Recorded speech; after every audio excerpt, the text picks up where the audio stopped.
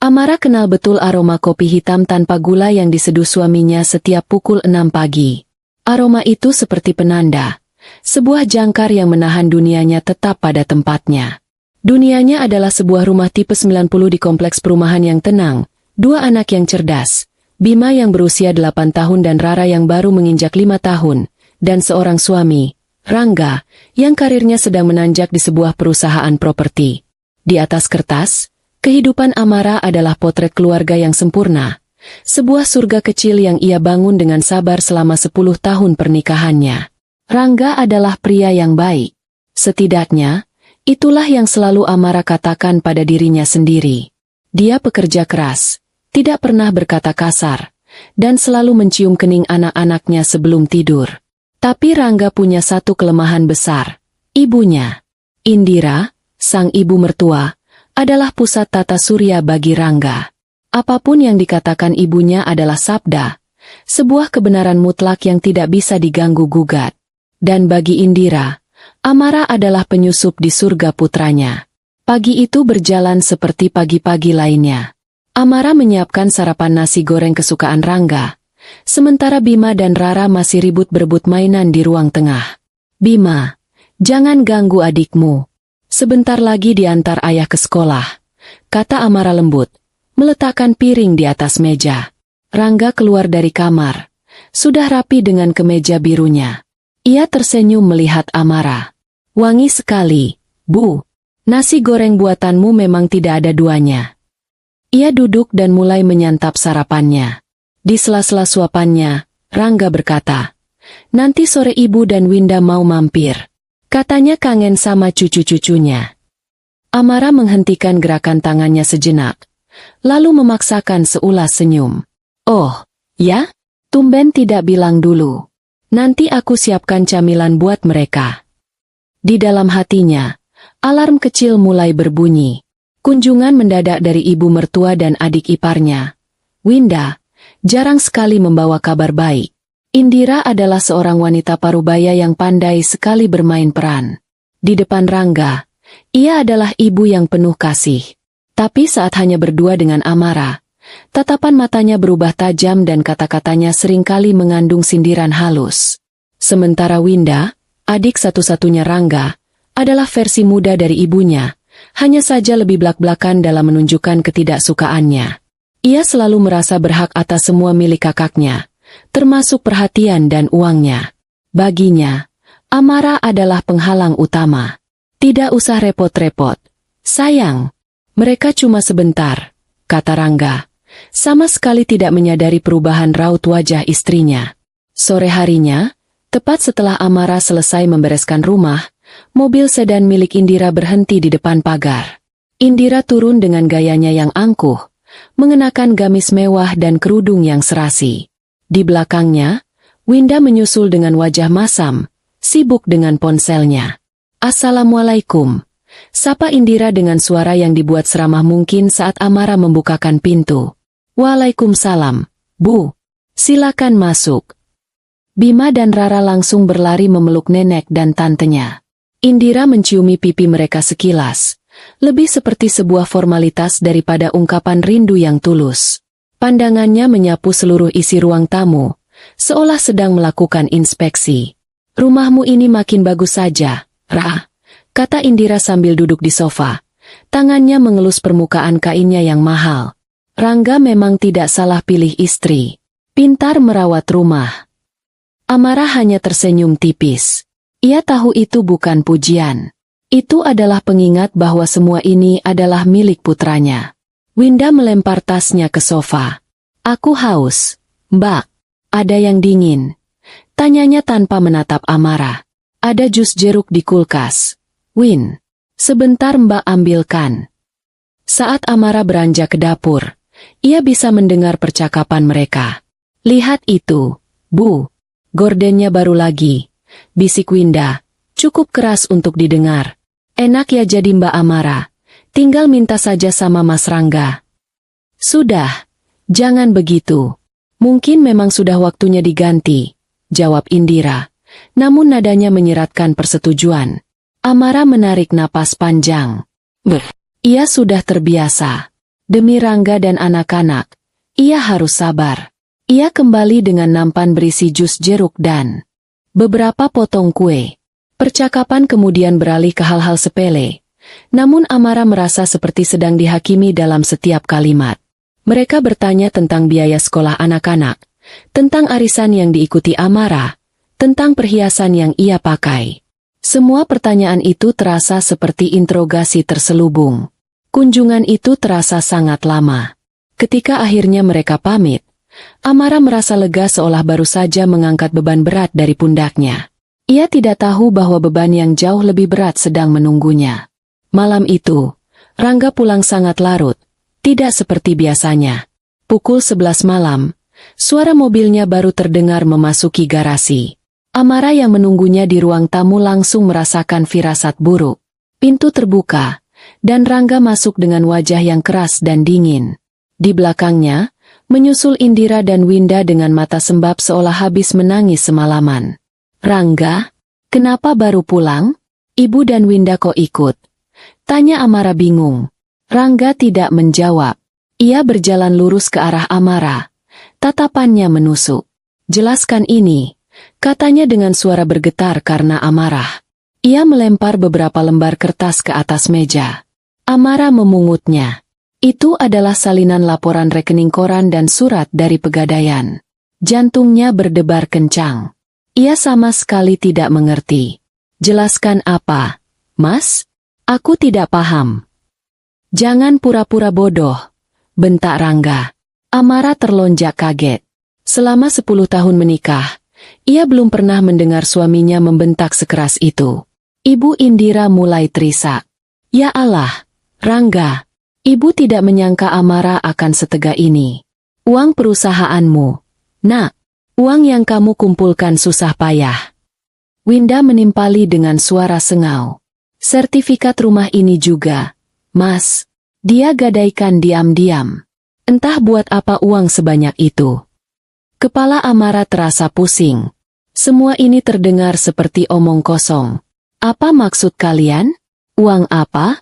Aku tidak pernah menggadaikan sertifikat rumah," seru Amara. Suaranya mulai bergetar. "Sudah cukup sandiwaramu." Rangga menunjuk kertas-kertas di meja. Di situ jelas tertulis ada penarikan uang 120 juta dari rekening perusahaan. "Dan ini surat bukti gadai sertifikat rumah kita. Kamu pikir aku bodoh? Tapi aku tidak melakukannya, Mas. Sumpah demi Allah." Amara mencoba meraih tangan suaminya, tapi Rangga menepisnya dengan kasar. "Lalu siapa lagi? Hanya kamu yang tahu akses ke rekening itu selain aku. Hanya kamu yang tahu di mana aku menyimpan sertifikat rumah." "Ibu juga tahu, Winda juga tahu," balas Amara panik. Matanya menatap kedua perempuan itu bergantian. Indira menangis semakin keras. "Ya Tuhan, jadi kamu mau menuduh ibu dan adikmu sendiri? Setelah semua kebaikan kami, kamu fitnah kami. Amara, di mana hatimu?" Rangga menatap Amara dengan penuh kekecewaan dan amarah. Wajah istrinya yang panik dan ketakutan tidak lagi menimbulkan simpati di hatinya. Yang ia lihat hanyalah seorang pengkhianat. Otaknya sudah penuh oleh cerita yang didramatisir oleh ibu dan adiknya selama perjalanan mereka ke rumah tadi. Mereka bilang, mereka memergoki Amara bertemu dengan seorang pria di sebuah kafe, lalu tidak sengaja menemukan surat gadai itu saat mencari sesuatu di kamar Amara. Mereka bilang Amara punya banyak utang karena gaya hidupnya yang mewah. Semua kebohongan itu dirangkai begitu rapi hingga terdengar seperti kebenaran. "Aku tidak percaya lagi padamu," desis Rangga. "Semua kesabaranku sudah habis." Amara menggelengkan kepalanya. Air mata mulai mengalir deras. "Rangga, tolong. Lihat aku. Kamu kenal aku. Aku tidak mungkin melakukan hal sekeji itu. Ini fitnah. Mereka menjebakku." Ia menunjuk Indira dan Winda yang kini berdiri di belakang Rangga, menatapnya dengan ekspresi yang sulit diartikan. Rangga menoleh ke belakang, melihat ibunya yang tampak begitu rapuh dan adiknya yang terus menangis. Lalu ia menatap kembali ke arah Amara. Pilihan telah dibuat. Ia lebih memilih untuk percaya pada darah dagingnya. Aku sudah tidak sudi lagi melihat wajahmu di rumah ini, kata Rangga dengan suara rendah namun penuh penekanan. Kamu telah mengkhianatiku, menghancurkan kepercayaanku. Dunia Amara seakan berhenti berputar. Kata-kata itu lebih tajam dari pisau.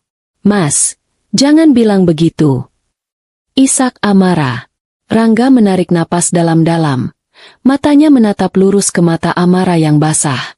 Dengan satu tarikan napas, ia mengucapkan kalimat yang meruntuhkan seluruh surga yang telah mereka bangun bersama. Mulai detik ini, aku, Rangga, menalak kamu, Amara. Hening. Suara detak jam di dinding terdengar begitu keras. Amara merasa kakinya lemas. Tubuhnya seakan kehilangan semua tulang. Ia hampir jatuh jika tidak berpegangan pada pinggiran meja. Pergi dari rumah ini. Sekarang juga. Lanjut Rangga dingin. Bawa anak-anak. Aku tidak mau mereka diasuh oleh seorang pencuri dan penipu. Amara tidak bisa berkata-kata lagi. Lidahnya keluh. Tenggorokannya tercekat. Ia hanya bisa menatap suaminya dengan nanar. Mencari sisa-sisa cinta dan kepercayaan yang dulu pernah ada di sana. Tapi yang ia temukan hanyalah dinding es yang kokoh. Cepat kemasi barang-barangmu. Bentak Rangga lagi.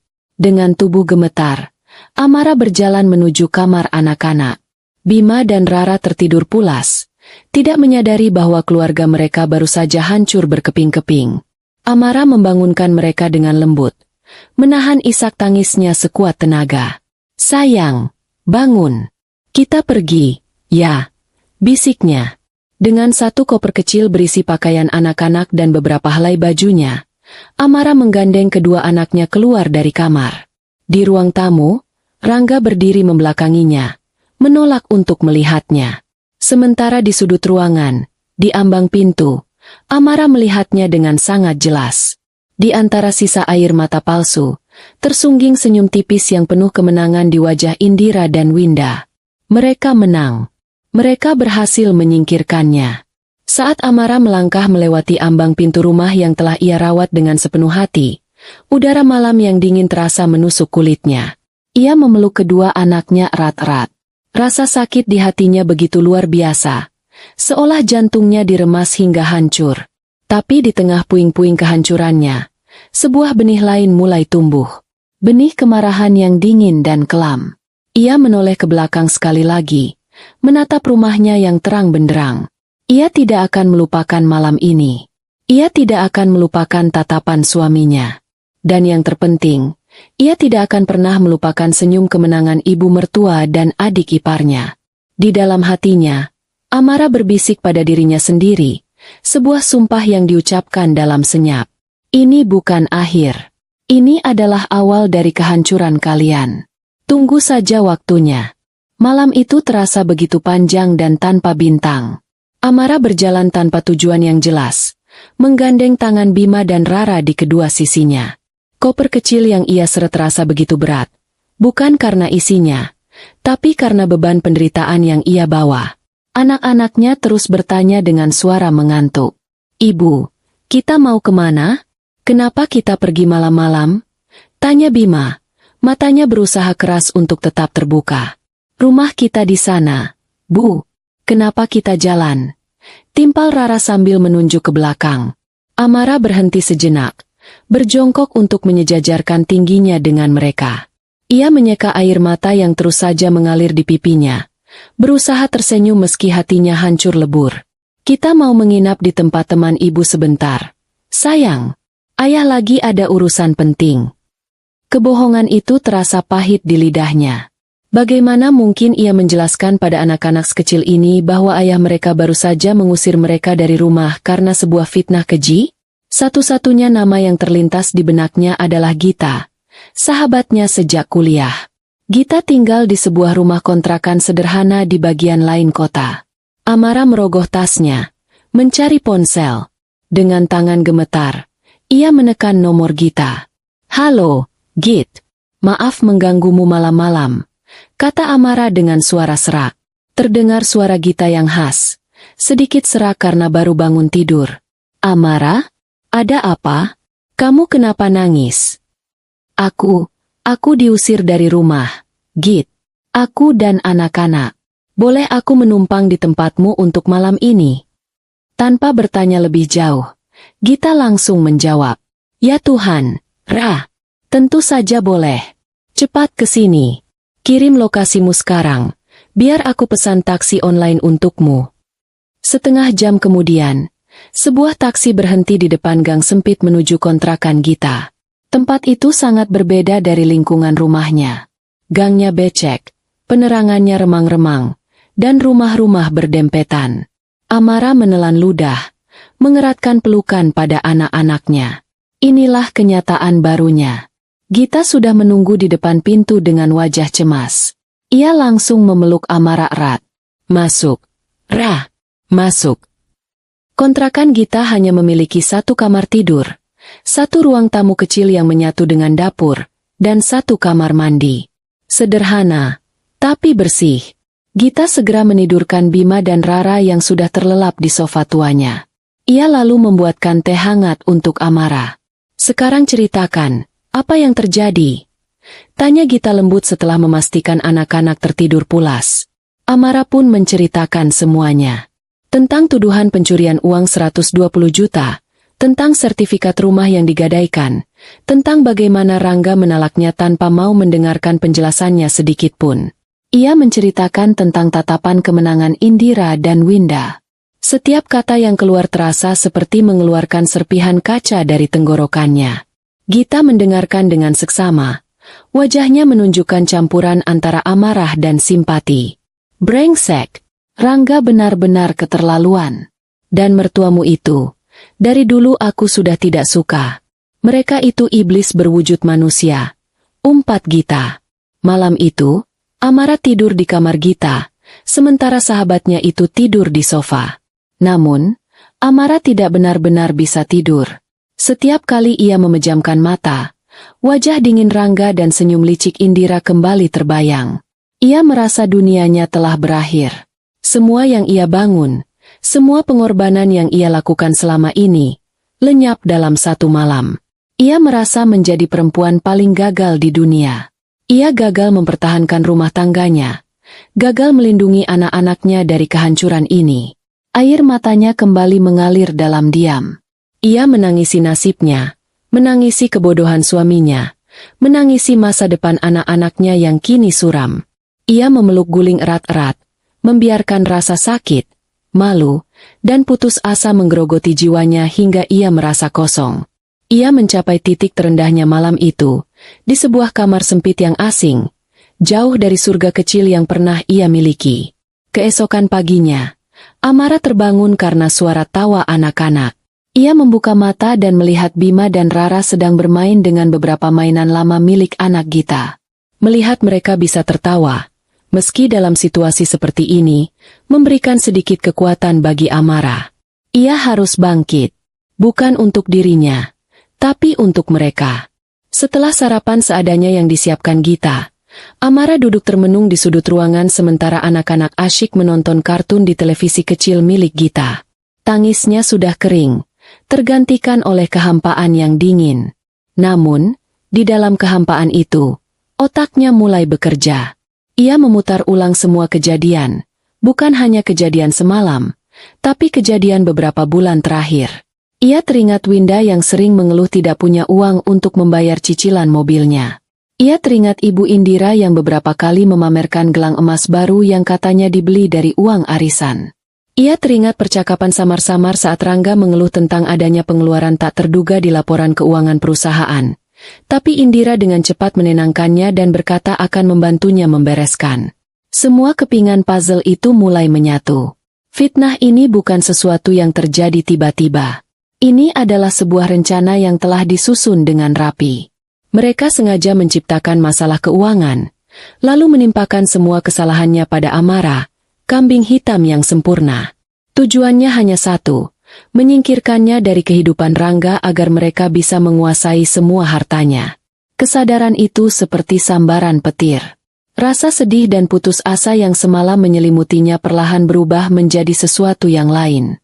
Sesuatu yang lebih panas, lebih tajam. Amarah. Bukan amarah yang meledak-ledak, melainkan amarah yang dingin dan membeku. Amarah yang menuntut pembalasan. Mereka pikir mereka sudah menang. Mereka pikir dengan menyingkirkannya, masalah selesai. Mereka salah besar. Mereka tidak tahu siapa Amara sebenarnya. Selama ini, ia selalu mengalah dan bersabar demi menjaga keharmonisan. Ia menekan kecerdasan dan ketegasannya agar tidak terlihat lebih menonjol dari suaminya, seperti yang selalu dinasihatkan ibunya dulu. Tapi kini, tidak ada lagi rumah tangga yang perlu dijaga. Tidak ada lagi suami yang perlu dihormati.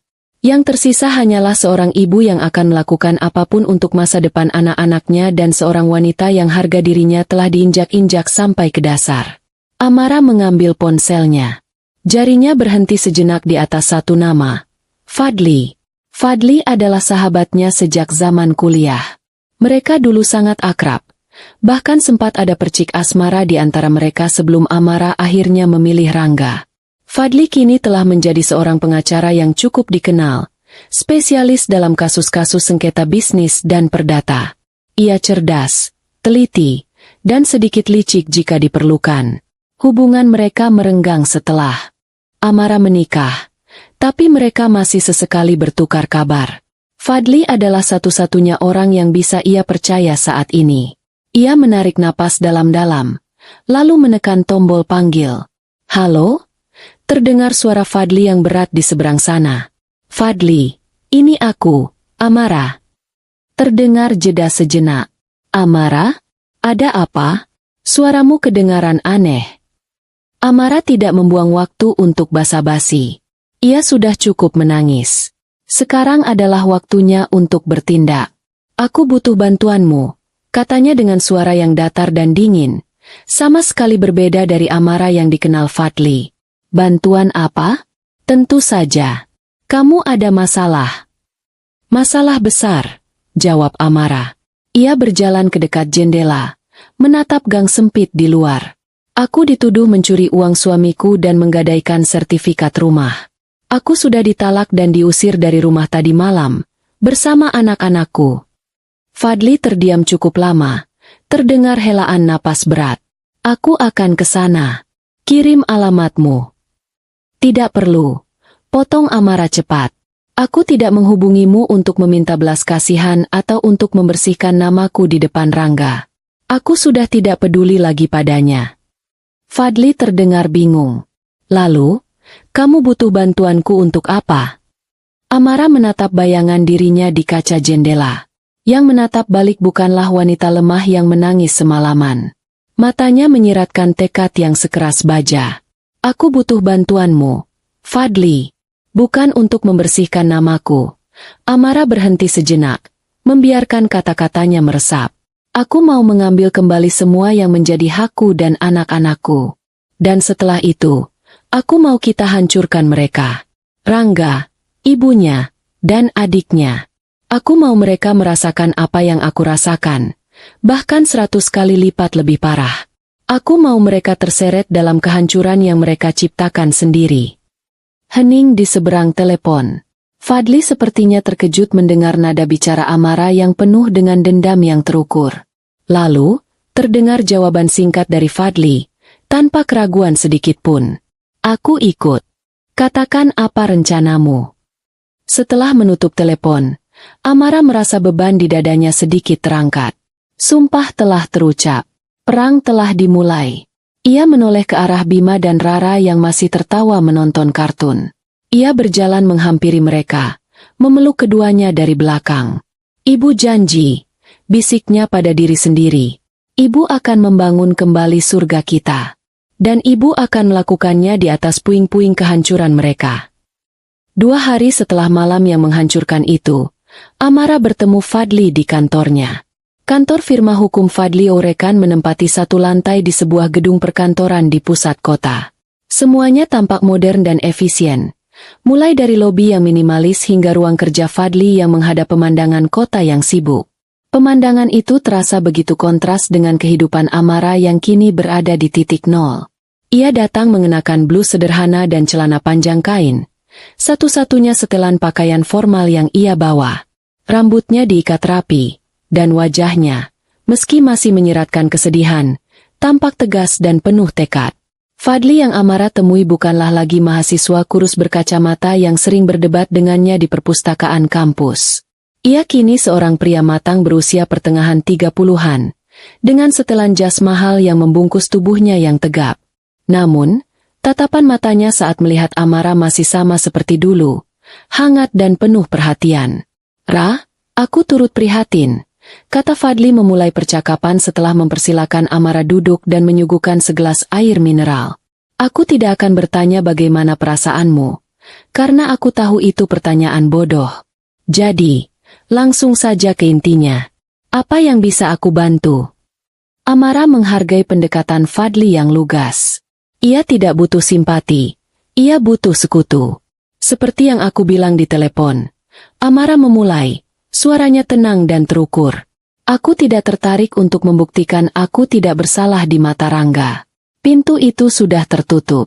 Yang aku inginkan adalah keadilan versiku sendiri." Fadli bersandar di kursinya, menyatukan kedua ujung jarinya. "Keadilan versimu. Jelaskan padaku apa artinya itu." "Artinya aku mau mereka membayar semua yang telah mereka lakukan," jawab Amara. "Aku mau Rangga kehilangan segalanya. Sama seperti aku kehilangan segalanya. Aku mau Ibu Indira dan Winda merasakan bagaimana rasanya tidak punya apa-apa dan hidup dalam ketakutan. Aku tidak mau mereka hanya masuk penjara. Itu terlalu mudah. Aku mau kehancuran mereka menjadi tontonan yang lambat dan menyakitkan." Fadli menatap Amara lekat-lekat. Wanita di hadapannya bukanlah Amara yang ia kenal. Amara yang dulu lembut, pemaaf, dan selalu menghindari konflik. Amara yang sekarang memiliki sorot mata yang dingin dan tajam. Ada luka yang dalam di sana, tapi juga ada api yang menyala terang. "Baiklah," kata Fadli setelah hening sejenak. "Ini bukan kasus hukum biasa. Ini adalah perang. Dan dalam perang, kita butuh strategi dan amunisi. Amunisi kita adalah informasi. Kamu adalah sumber informasi terbaik. Strateginya, biar aku yang susun." Ia mengambil sebuah buku catatan dan pulpen. "Kita mulai dari awal. Uang 120 juta. Kamu yakin tidak tahu menahu soal itu?" "Sama sekali tidak," jawab Amara. "Pengelolaan keuangan perusahaan sepenuhnya dipegang Rangga. Tapi aku tahu, Ibu Indira punya akses tidak resmi. Rangga memberikan salinan kunci brankas dan kata sandi internet banking padanya. Katanya untuk berjaga-jaga. Dia begitu mempercayai ibunya." "Anak ibu sejati," gumam Fadli sinis. "Oke, jadi kemungkinan besar uang itu diambil oleh Indira dan Winda. Pertanyaannya, untuk apa? Orang serakah seperti mereka tidak akan menyimpan uang sebanyak itu di bawah bantal. Pasti sudah dibelanjakan. Kamu punya petunjuk?" Amara mulai berpikir keras, memutar kembali memorinya seperti roll film. Ia mengingat setiap detail kecil, setiap keluhan, setiap pameran terselubung dari mertua dan iparnya dalam beberapa bulan terakhir. "Winda," kata Amara tiba-tiba. Sekitar sebulan yang lalu, dia terus merengek pada Rangga. Mobilnya sudah butut, sering mogok, katanya. Dia mau ganti mobil baru. Sebuah SUV putih yang sering ia tunjukkan fotonya dari internet. Rangga bilang belum ada uang untuk itu. Tapi sekitar 2 minggu lalu, Winda tiba-tiba berhenti mengeluh. "Aku tidak terlalu memperhatikan, tapi sekarang aku curiga." Fadli mencatat. "SUV putih. Ada lagi." "Ibu Indira," lanjut Amara. "Dia terobsesi dengan perhiasan dan barang-barang bermerek. Beberapa minggu terakhir, dia sering pamer di grup keluarga. Ada gelang emas model baru, tas tangan yang aku tahu harganya belasan juta. Bahkan dia sempat cerita sedang merenovasi dapurnya. Saat aku tanya uang dari mana, dia selalu bilang menang arisan atau dapat rezeki nomplok. Dulu aku percaya saja. Sekarang, aku yakin itu semua bohong." "Arisan mana yang hadiah utamanya cukup untuk membeli itu semua?" cibir Fadli. "Bagus. Ini petunjuk yang bagus. Winda yang gegabah dan suka pamer. Indira yang serakah dan ingin terlihat sosialita. Karakter mereka adalah kelemahan terbesar mereka. Kita akan manfaatkan itu." Fadli berdiri dan berjalan mondar-mandir di ruangannya. Langkah pertama, kita cari bukti pengeluaran mereka. Aku akan tugaskan timku untuk memantau media sosial Winda. Orang seperti dia pasti tidak akan tahan untuk tidak memamerkan mobil barunya. Kita juga akan coba lacak transaksi pembelian mobil di dealer-dealer sekitar sini dalam sebulan terakhir atas nama Winda. Bagaimana dengan Ibu Indira? Tanya Amara. Sedikit lebih sulit karena dia lebih tua dan mungkin lebih hati-hati. Tapi kita bisa coba cek toko-toko perhiasan dan butik langganannya. Mungkin ada catatan transaksi. Tapi yang terpenting adalah aliran uangnya. Aku perlu tahu bagaimana cara mereka mengeluarkan uang 120 juta itu dari rekening perusahaan Rangga tanpa terdeteksi olehnya. Rangga sangat sibuk dengan proyek barunya. Jelas Amara. Dia jarang sekali memeriksa detail laporan keuangan. Dia hanya melihat laporan ringkasan yang biasanya disiapkan oleh akuntannya. Dan kadang oleh ibunya. Fadli berhenti berjalan. Ibunya ikut menyiapkan laporan keuangan. Amara mengangguk. Rangga bilang ibunya jago akuntansi. Jadi terkadang, untuk laporan internal, ibunya membantu, merapikan, angka-angka sebelum diserahkan pada akuntan resmi. Fadli tersenyum tipis. Senyum seorang predator yang menemukan jejak mangsanya. Sempurna. Artinya, mereka tidak mencuri uangnya sekaligus. Mereka mengeluarkannya sedikit demi sedikit melalui transaksi-transaksi kecil yang fiktif, lalu menutupinya dengan laporan yang sudah dimanipulasi. Ini bukan sekadar pencurian. Ini penggelapan dana yang terencana. Selama seminggu berikutnya, Amara dan Fadli bekerja dalam diam. Sementara Amara fokus menenangkan anak-anaknya dan mencoba beradaptasi dengan kehidupan barunya di kontrakan Gita, Fadli dan timnya bergerak cepat. Setiap sore, Fadli akan mengirimkan laporan perkembangan melalui pesan singkat. Hasil pertama datang dari media sosial. Seperti yang diduga, Winda tidak bisa menahan diri. 5 hari setelah Amara diusir, ia mengunggah foto dirinya bersandar di sebuah SUV putih baru dengan plat nomor yang masih putih. Keterangannya, "Alhamdulillah, hasil kerja keras." Nyucar bleset. Amara merasakan gelombang mual saat melihat foto itu. Hasil kerja keras. Winda bahkan tidak punya pekerjaan tetap. Kerja keras yang ia maksud adalah kerja keras menghancurkan rumah tangga kakaknya sendiri. Fadli segera menindaklanjuti temuan itu. Timnya mendatangi dealer mobil dan dengan sedikit bujukan serta imbalan, mereka mendapatkan salinan faktur pembelian. Mobil itu dibeli secara tunai seminggu yang lalu. Harganya 105 juta rupiah. Sisa 15 juta lagi, kata Fadli di telepon malam itu. Kemungkinan besar dipakai ibunya untuk belanja. Bukti yang lebih kuat datang 3 hari kemudian. Setelah melakukan penelusuran yang rumit, tim Fadli berhasil menemukan sebuah rekening bank atas nama fiktif yang dibuka menggunakan KTP palsu. Rekening inilah yang digunakan sebagai perantara. Selama 2 bulan terakhir, ada belasan transfer kecil dari rekening perusahaan Rangga ke rekening fiktif ini dengan keterangan biaya operasional proyek atau pembelian material. Totalnya tepat 120 juta rupiah. Dan puncaknya, dari rekening fiktif itulah, ditemukan 2 transaksi besar.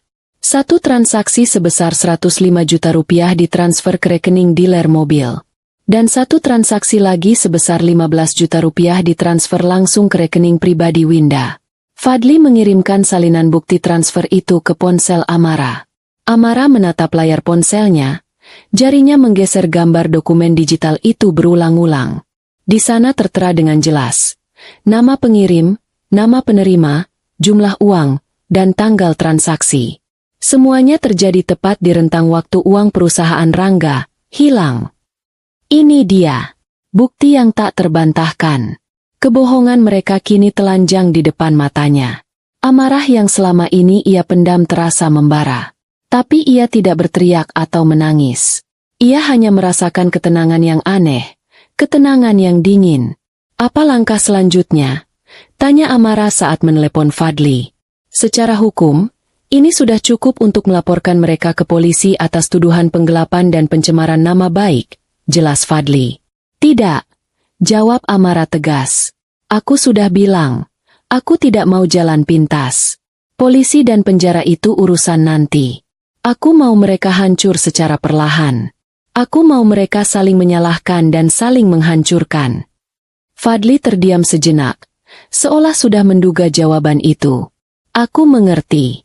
Jadi, kita lanjutkan ke fase 2. Kita sudah punya amunisinya. Sekarang waktunya menembakkan peluru pertama. Target kita yang paling lemah dulu. Winda. Apa rencanamu? Orang yang serakah dan bodoh seperti Winda sangat mudah dipancing, kata Fadli.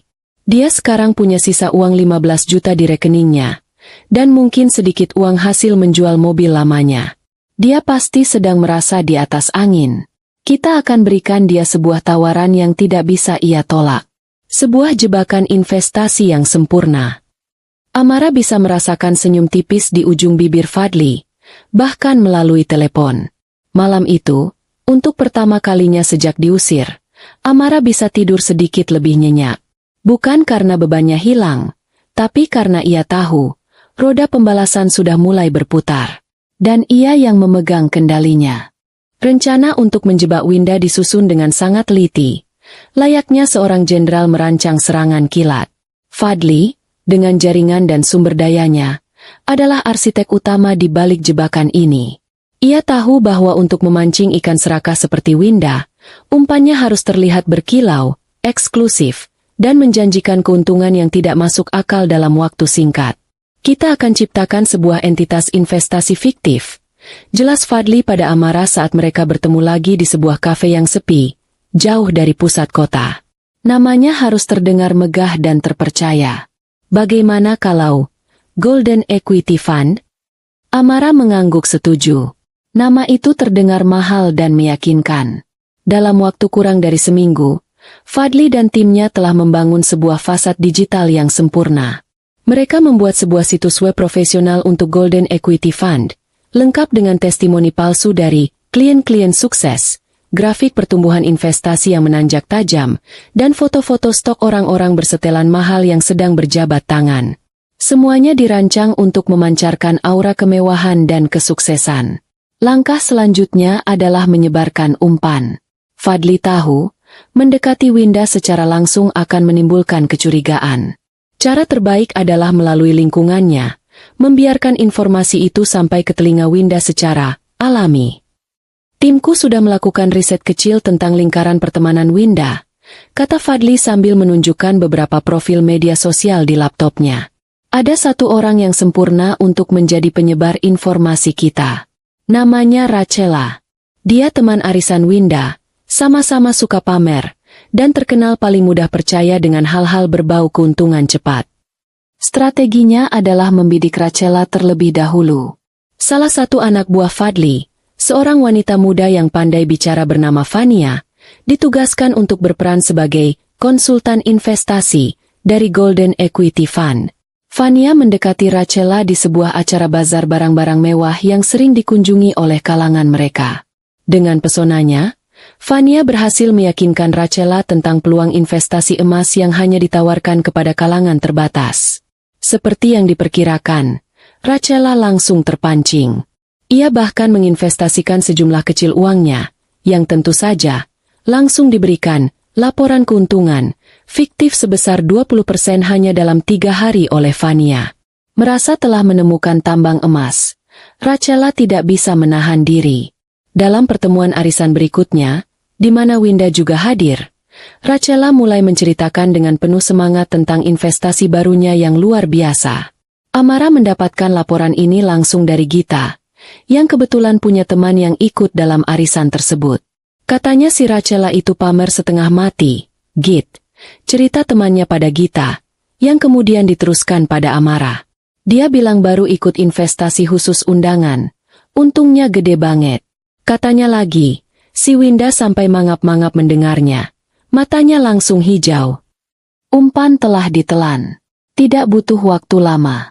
2 hari setelah pertemuan arisan itu, Winda menghubungi nomor Fania yang ia dapatkan dari Rachela. Fadli, yang sudah menyadap nomor khusus Fania, bisa memantau seluruh percakapan mereka. Ia bahkan membiarkan Amara mendengarkan rekamannya. Halo, dengan Ibu Fania dari Golden Equity. Suara Winda terdengar ragu-ragu di awal. Benar, dengan siapa saya bicara? Jawab Fania dengan nada profesional dan ramah. Saya Winda, temannya Rachela. Saya dengar dari dia tentang program investasi di perusahaan ibu. Amara mendengarkan dengan saksama saat Fania dengan mahir menjelaskan seluk-beluk investasi bodong itu. Fania menekankan tentang eksklusivitasnya, tentang bagaimana keuntungan bisa mencapai 50% hanya dalam 1 bulan, dan bagaimana slot investor hampir penuh. Taktik menciptakan kelangkaan itu bekerja dengan sempurna. Wah, besar sekali ya keuntungannya, kata Winda. Suaranya kini terdengar penuh nafsu. Apakah ada risiko? Setiap investasi ada risikonya, Bu Winda, jawab Fania diplomatis. Tapi portofolio kami dikelola oleh para ahli terbaik. Selama ini, tingkat keberhasilan kami 100%. Percakapan itu berlangsung hampir 1 jam. Winda, yang pengetahuannya tentang investasi sama dengan nol, tidak menanyakan hal-hal teknis. Ia hanya fokus pada satu hal. Berapa banyak uang yang bisa ia dapatkan dan seberapa cepat. Di akhir percakapan, Winda berkata, "Baik, saya tertarik. Saya punya dana sekitar 80 juta. Apakah bisa?" Amara yang mendengarkan rekaman itu bersama Fadli di kantornya, mengepalkan tangannya. 80 juta. Sebagian besar uang haram yang menjadi modal kehancurannya kini akan digunakan Winda untuk menggali kuburnya sendiri. Dia tidak menginvestasikan semuanya, kata Amara. Tentu saja tidak, sahut Fadli. Dia pasti menyisihkan sebagian untuk dirinya sendiri. Orang serakah selalu egois. Tapi 80 juta sudah lebih dari cukup untuk membuat lubang yang sangat dalam di keuangannya. Proses selanjutnya berjalan mulus. Fania memandu Winda untuk mentransfer uangnya ke sebuah rekening penampungan yang sudah disiapkan. Winda, yang takut ketahuan oleh ibu atau kakaknya, melakukan transfer itu secara diam-diam melalui mobile banking di kamarnya. Ia tidak tahu bahwa setiap ketukan jarinya di layar ponsel sedang membawanya lebih dekat ke jurang kebangkrutan. Setelah uang sebesar 80 juta rupiah itu masuk ke rekening penampungan, tim Fadli segera memindahkannya lagi ke beberapa rekening lain sebelum akhirnya menariknya secara tunai. Jejaknya hilang, seolah ditelan bumi. Sekarang apa? Tanya Amara. Sekarang kita biarkan dia menikmati euforianya sejenak, jawab Fadli sambil tersenyum. Kita akan kirimkan laporan keuntungan fiktif minggu depan. Biarkan dia merasa pintar dan hebat. Semakin tinggi dia terbang, semakin sakit rasanya saat jatuh. Dan benar saja. Selama 2 minggu berikutnya, Winda hidup dalam dunianya sendiri. Ia merasa telah melakukan langkah bisnis yang jenius. Ia mulai berhayal tentang apa yang akan ia lakukan dengan keuntungan investasinya nanti. Ia akan membeli tas yang lebih mahal dari milik Rachela, berlibur ke luar negeri, dan membuktikan kepada ibu dan kakaknya bahwa ia juga bisa sukses. Amara, di sisi lain, menggunakan waktu penantian ini untuk mulai menata hidupnya. Dengan sedikit sisa tabungan pribadi yang tidak diketahui Rangga, dan bantuan dari Gita, ia mulai merintis sebuah usaha kecil. Ia pandai memasak. Jadi ia memutuskan untuk membuka usaha catering online rumahan. Ia membuat akun media sosial, memotret masakannya dengan cantik, dan mulai menawarkannya ke teman-teman lama dan tetangga di sekitar kontrakan Gita. Pesanan mulai datang, meski baru 1 atau 2 per hari. Itu tidak seberapa, tapi itu adalah awal. Itu adalah sesuatu yang ia bangun dengan tangannya sendiri, bukan pemberian dari siapapun.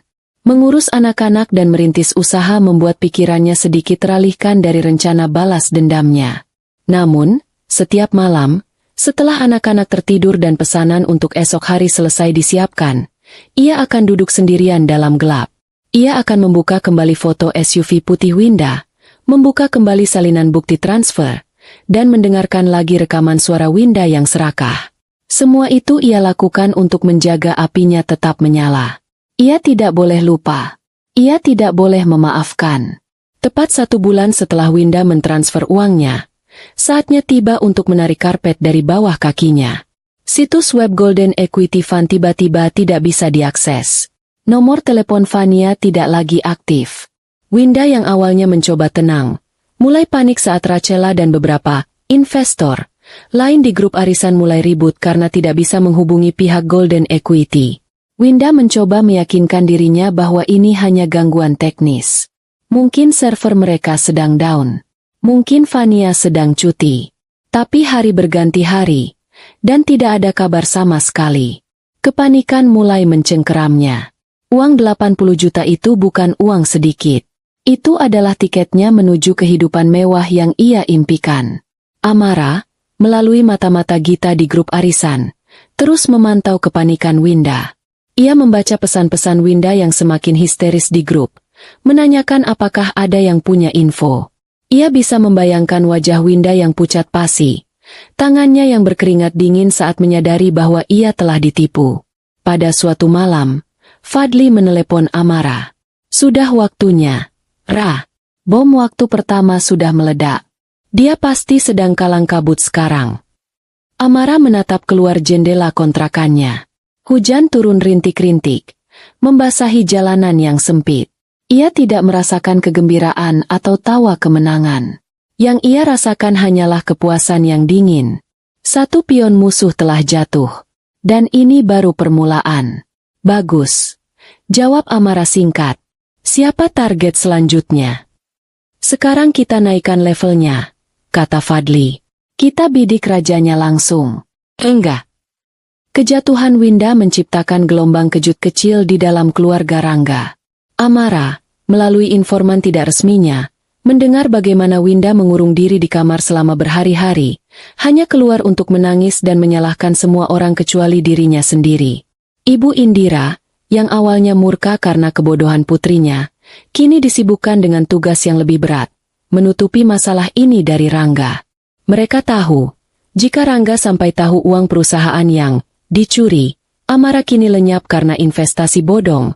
Seluruh narasi yang mereka bangun akan runtuh.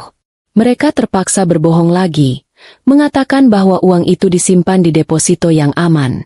Kebohongan baru ini menumpuk di atas kebohongan lama, membuat fondasi keluarga mereka semakin rapuh. Rangga sendiri terlalu sibuk untuk memperhatikan drama adiknya. Ia sedang berada di puncak dunianya. Proyek prestisius yang ia perjuangkan mati-matian, sebuah kompleks apartemen mewah bernama Nusa Persada Residence, akhirnya mendapatkan persetujuan final. Proyek ini adalah tiketnya menuju posisi direksi. Ia menjadi semakin arogan, semakin yakin bahwa keputusannya untuk menceraikan Amara adalah hal yang benar. Baginya, Amara adalah pembawa sial, sebuah beban yang telah ia buang, dan kini karirnya melesat tanpa hambatan. Di kontrakan kecilnya, di antara aroma bumbu masakan dan tumpukan buku pelajaran Bima, Amara merencanakan langkah selanjutnya bersama Fadli. Kehancuran Winda baru permulaan, kata Amara pada Fadli dalam satu pertemuan mereka. Wajahnya diterangi oleh layar laptop yang menampilkan laporan keuangan usaha cateringnya yang mulai berkembang. Itu hanya mengguncang dahan. Sekarang aku mau kita tebang pohonnya. Fadli menyeruput kopinya. Maksudmu Rangga? Dia target yang sulit. Ra. Dia berada di puncak karirnya. Menjatuhkannya butuh sesuatu yang lebih dari sekadar skandal keuangan kecil. Amara tersenyum tipis. Senyum yang tidak mencapai matanya. Aku tahu. Dan aku punya senjatanya. Sebuah kartu as yang dia sendiri berikan padaku. Ia kemudian mulai bercerita. Sekitar 6 bulan yang lalu, saat proses tender proyek Nusa Persada Residence sedang panas-panasnya, Rangga pulang setiap malam dengan wajah frustrasi. Kompetitornya, sebuah perusahaan yang lebih besar, memberikan penawaran yang sangat kuat. Rangga hampir menyerah. Aku ingat malam itu dengan sangat jelas, kenang Amara. Matanya menatap kosong ke dinding. Dia duduk di tepi tempat tidur. Kepalanya dipijat oleh ibunya yang kebetulan sedang menginap. Ibu Indira terus berbisik di telinganya. Amara menirukan suara mertuanya dengan nada sinis. Kamu lebih baik dari mereka. Rangga, kamu hanya kurang berani. Terkadang, untuk menang, kita harus sedikit kreatif. Ayahmu dulu juga begitu. Ini bukan curang. Ini namanya strategi bisnis. Di bawah tekanan dan bisikan beracun ibunya, Rangga akhirnya goyah. Amara tahu, karena malam itu Rangga tidak bisa tidur. Ia mondar-mandir di ruang kerja, dan Amara yang membawakannya teh hangat, tidak sengaja melihat apa yang sedang ia kerjakan di komputernya. Ia sedang mengubah angka-angka pada laporan studi kelayakan proyek. Ia menaikkan proyeksi keuntungan, return on investment, dari 12% menjadi 18%. Ia juga sedikit memanipulasi data analisis dampak lingkungan agar terlihat lebih ramah lingkungan daripada yang sebenarnya. Dia bilang padaku itu hanya penyesuaian kecil, agar proposalnya terlihat lebih menarik, lanjut Amara. Dia mencoba meyakinkan dirinya sendiri bahwa itu bukan kebohongan. Tapi aku melihat ketakutan di matanya. Dia tahu dia sudah melewati batas. Fadli mendengarkan dengan saksama.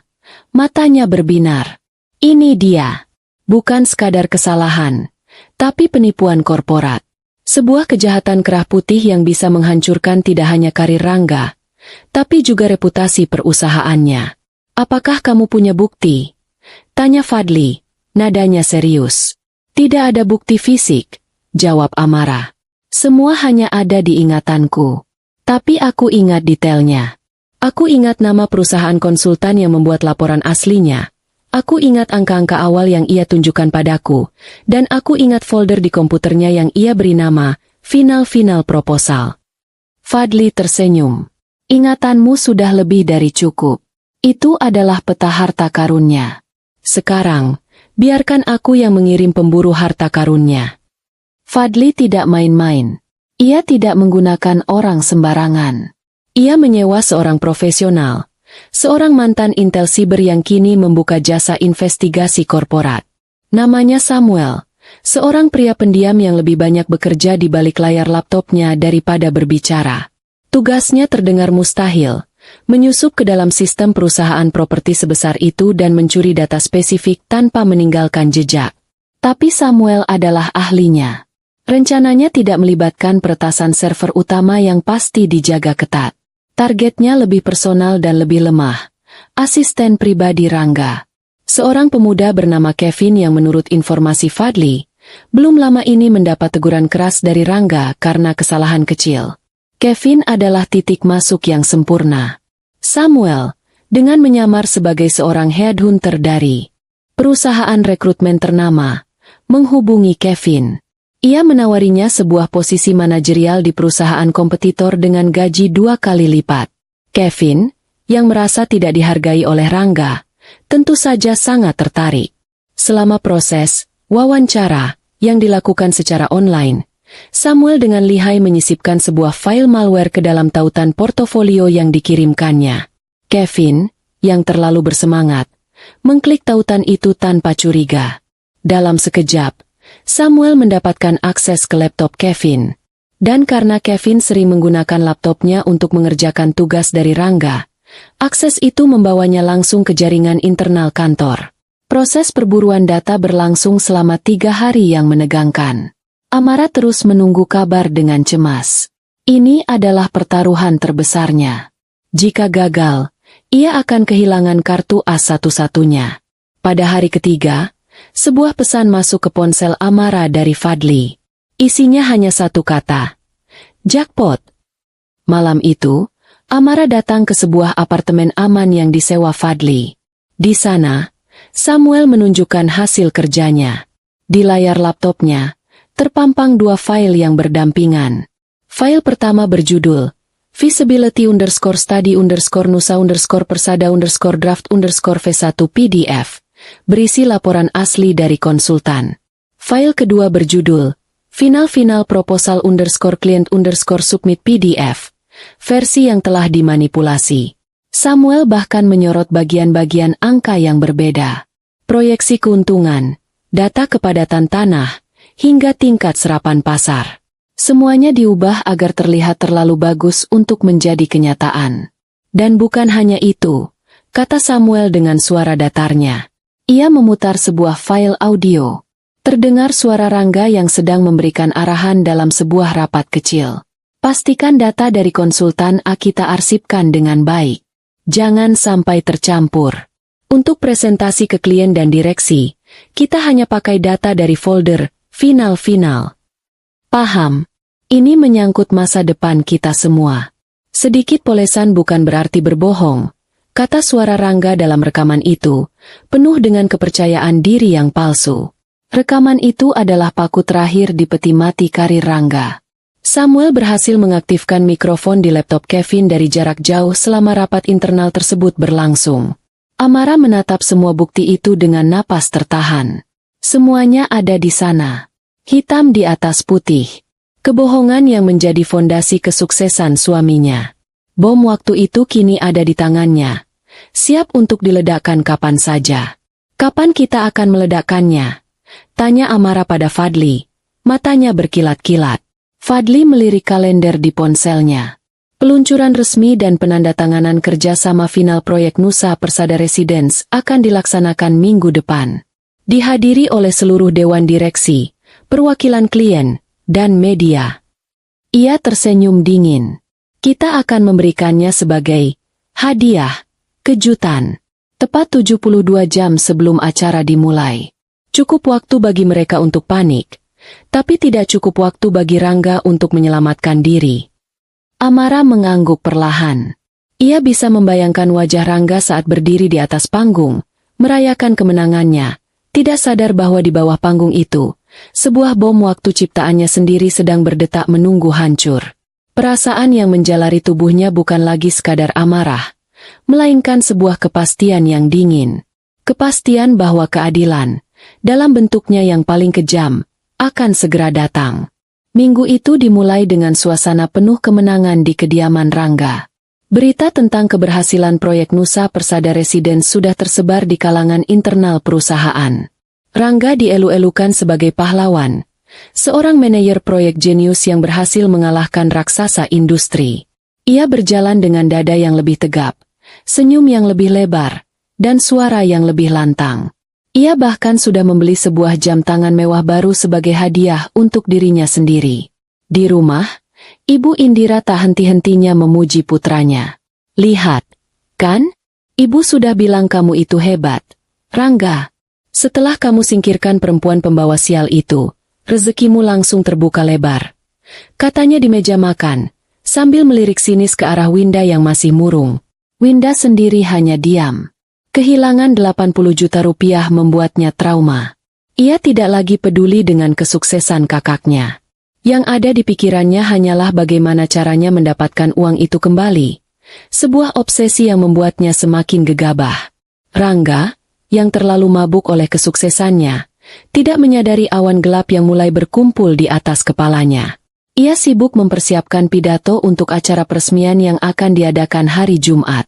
Ia membayangkan sorotan kamera, jabat tangan para direktur, dan bonus besar yang akan masuk rekeningnya. Ia merasa tak terkalahkan. Sementara itu, di sebuah lokasi yang tidak terdeteksi, Fadli dan Samuel mempersiapkan serangan terakhir. Hari Selasa pagi, tepat 3 hari sebelum acara peresmian, Fadli memberikan instruksi final. Kirim serentak. Pukul 10 pagi. Tepat saat jam sibuk mereka. Kata Fadli melalui sambungan aman. Pukul 10 pagi lewat 1 menit. Sebuah email anonim mendarat di kotak masuk lebih dari 20 orang secara bersamaan. Daftar penerimanya telah disusun dengan cermat. Seluruh anggota Dewan Direksi dan Dewan Komisaris Perusahaan Rangga, CEO dan Direktur Keuangan dari perusahaan klien, beberapa manajer senior, dan seorang editor rubrik investigasi bisnis di sebuah media nasional terkemuka. Subjek emailnya singkat dan provokatif. Kebenaran di balik proyek Nusa Persada Residence. Isi emailnya pun lugas, tanpa basa-basi. K. Bapak dan Ibu. Terlampir adalah bukti-bukti terkait praktik penipuan yang dilakukan dalam proses tender proyek Nusa Persada Residence. Di dalam folder terlampir, Anda akan menemukan laporan studi kelayakan asli dari konsultan independen. Dokumen proposal yang telah dimanipulasi dan diserahkan kepada Anda, dengan perbandingan angka yang ditandai dengan jelas. Sebuah rekaman audio dari rapat internal yang dipimpin oleh saudara Rangga, di mana ia secara eksplisit menginstruksikan timnya untuk menyembunyikan data asli. Informasi ini kami sampaikan demi menjaga integritas dan transparansi dalam dunia bisnis. Silakan dipergunakan dengan bijak. Hormat kami, seorang yang peduli pada kebenaran. Di bawahnya, tersemat sebuah tautan menuju folder penyimpanan awan yang aman dan tidak bisa dilacak. Di kantornya, Rangga sedang memimpin rapat persiapan terakhir untuk acara hari Jumat. Ia tertawa bersama rekan-rekannya, membahas detail tata letak panggung. Tiba-tiba, pintu ruang rapat dibuka dengan kasar. Sekretaris Direktur Utama masuk dengan wajah pucat pasi. Pak Rangga, Anda dipanggil Dewan Direksi. Sekarang juga. Suasana ceria di ruangan itu langsung lenyap. Rangga, sedikit terganggu karena rapatnya diinterupsi, berjalan menuju ruang dewan di lantai paling atas. Ia masih berpikir ini mungkin hanya soal perubahan kecil dalam susunan acara. Saat ia masuk, ia disambut oleh keheningan yang mencekam. 5 anggota Dewan Direksi duduk mengelilingi meja besar. Wajah mereka sekeras batu. Direktur Utama menatapnya dengan tatapan yang belum pernah Rangga lihat sebelumnya. Campuran antara amarah dan kekecewaan yang mendalam. Jelaskan ini, Rangga, kata sang direktur. Suaranya pelan namun menusuk. Ia memutar laptop di hadapannya. Di layar, terpampang email anonim itu. Jantung Rangga serasa berhenti berdetak. Keringat dingin mulai membasahi keningnya. Ia mengklik tautan itu dengan tangan gemetar. Ia melihat file-file yang seharusnya terkubur dalam-dalam. Ia bahkan mendengar suaranya sendiri dari speaker laptop, memberikan instruksi haram itu. Ini tidak benar, gagapnya. Ini fitnah.